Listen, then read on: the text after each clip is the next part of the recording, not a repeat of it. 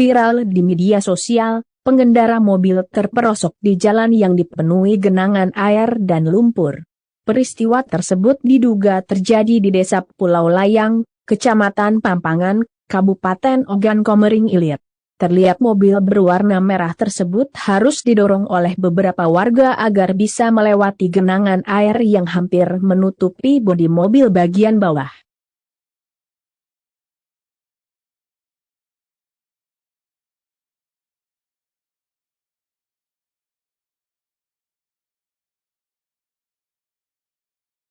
Hai pemirsa Sri Popo TV, jangan lupa komen, like, dan subscribe, serta tonton terus berita